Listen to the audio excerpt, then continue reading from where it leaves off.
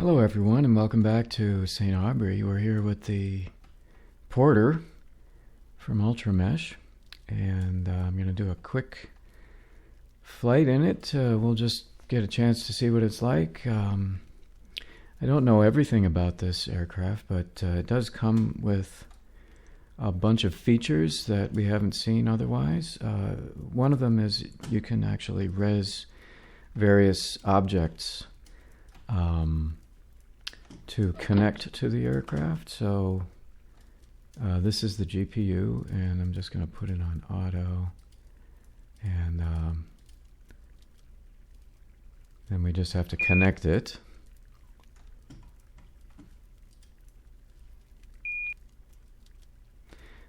And now let's just remove our tie downs and we'll enter the aircraft.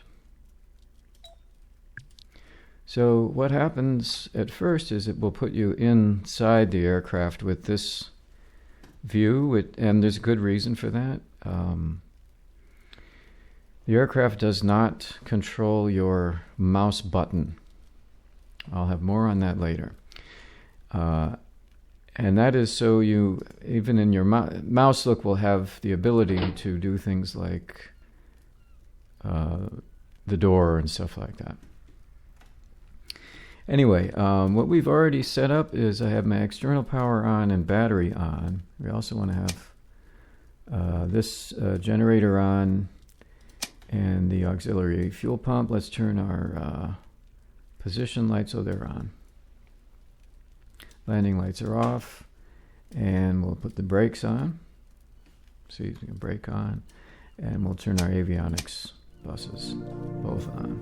It comes with a nice little Windows boot up sound, so you just have to wait for everything to show up.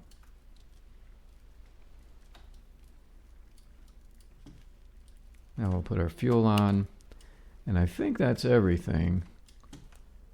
So at this point we want to put the ignition on and we start.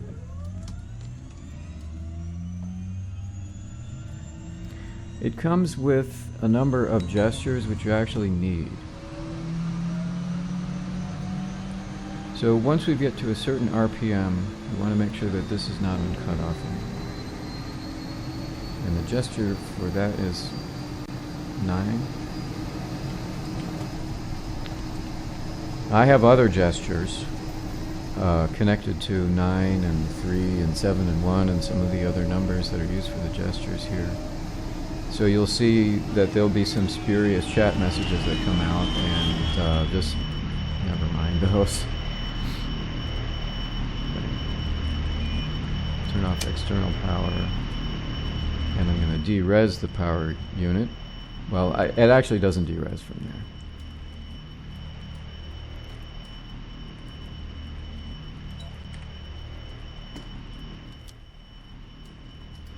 So now we're back in here. The aircraft just is ready to go, but you're not ready to go. There's one other thing you need to do.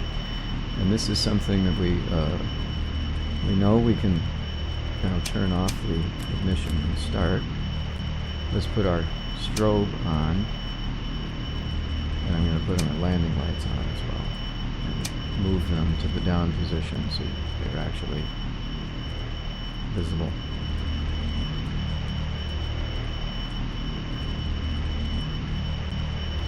The next thing is we want to zero out the standby compass, or the standby, not the compass, the standby attitude indicator and the altimeter.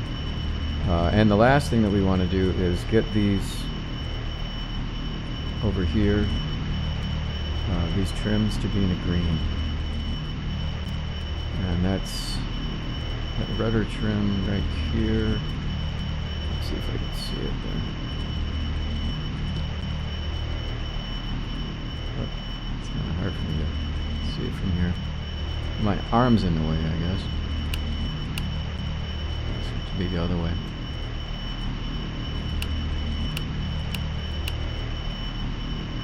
Almost, one more. And it gives you an indication of the state of the trim. It sort of chats it back at you, but currently the trim is not quite set. I need to also do the elevator trim, which is weird.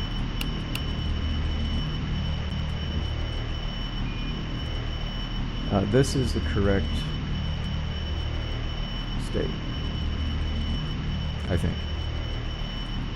This is all on the checklist, by the way, and I am not going to be using the checklist because I actually kind of need to have this out of the way for flying. But what we'll do is put on the instrument lights, and I think that we're good at this point. So, what I wanted to do was show you what I think is one of the best features of this aircraft, and that it is a very good aircraft for flying by instruments. So let's go dark. And we're just going to fly it to the next airport, which will be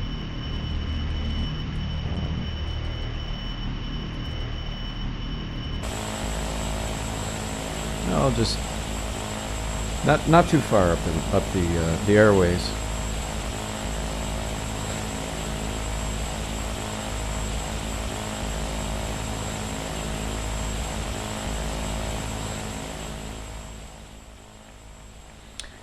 The flaps are not connected to a command, as far as I know, although there might be one, but there is a gesture for that, and that is the plus sign on your keypad.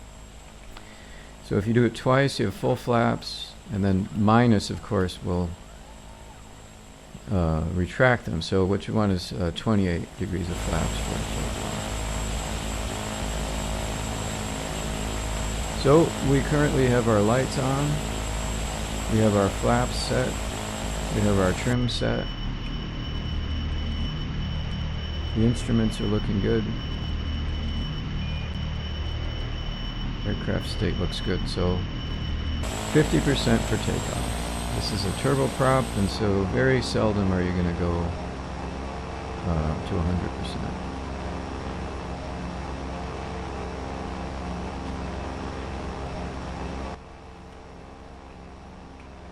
Now, just like in the previous review, this aircraft is one that will do coordinated turns. And this is important because if you fly in mouse look like me, you're not going to have rudder control. You have it externally by using the shift key, but not from the internals. There's no way of doing that, except,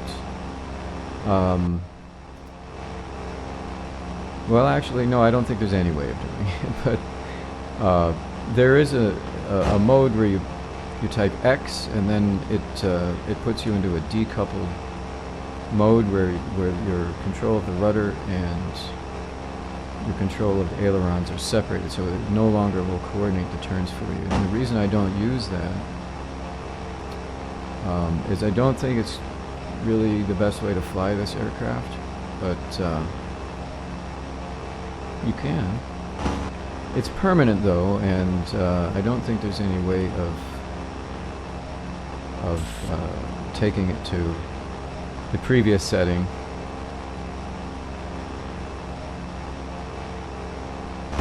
So you can see in front of me that we have basically a primary flight display. Right here you can see the artificial horizon, and if you keep that arrow right there, that means that you're not going to have any pitch. And as we change our attitude, you can see the artificial horizon changes on that instrument as well. And it's the same thing with the compass.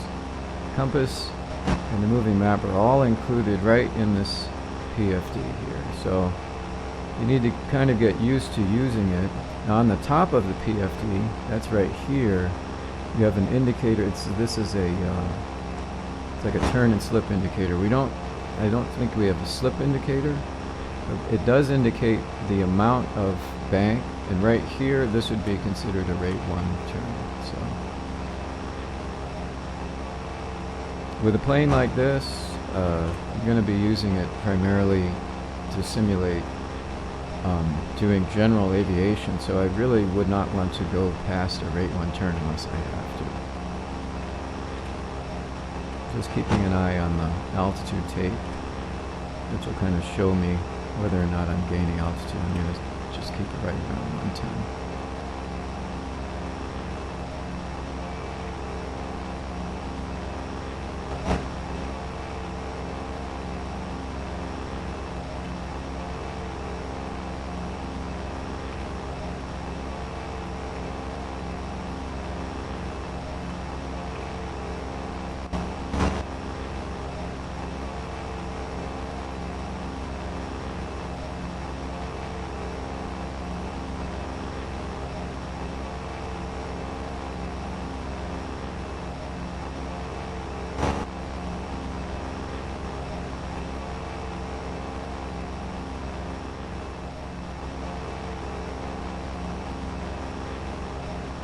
Now we'll just turn in here. We're going to be looking for Fiji.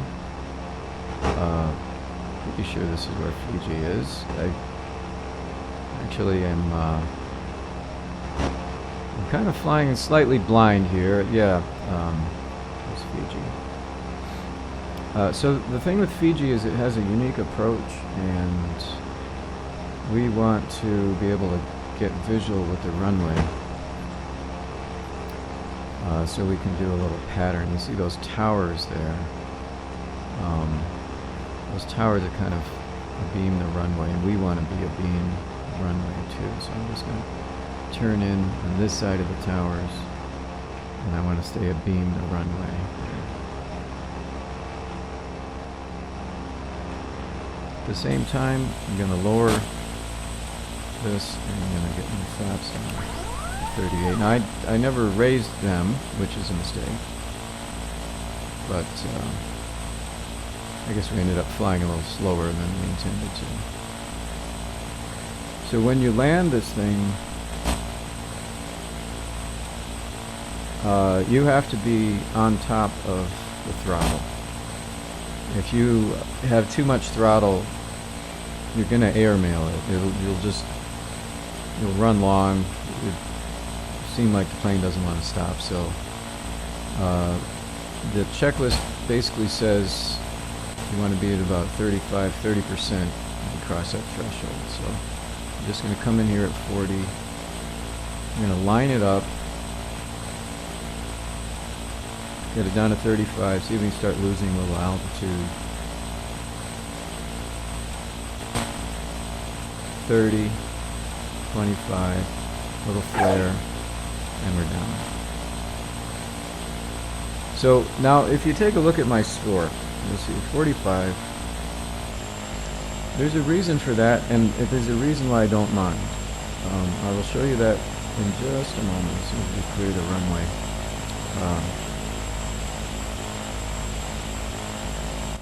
Once we get outside here, let's put the flaps up. I should have done that when we were in flight, so there's a little bit of an error there.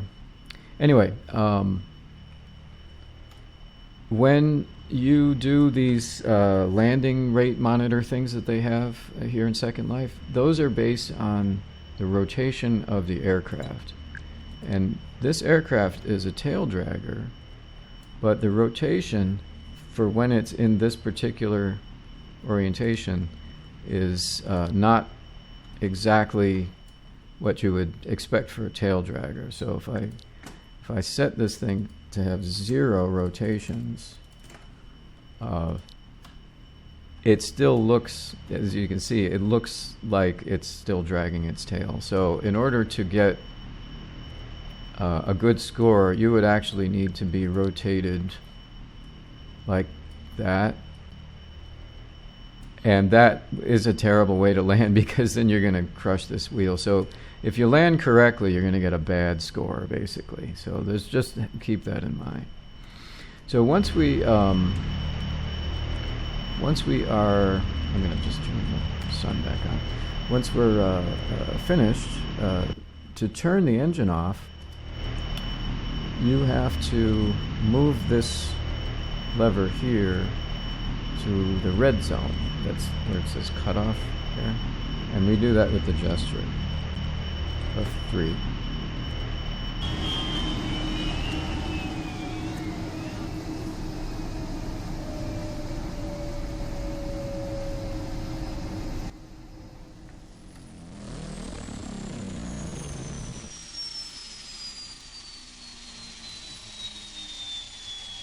So it strobed off.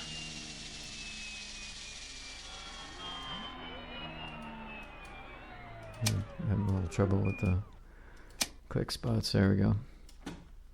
Aux fuel pump off. Avionics off. Brake on.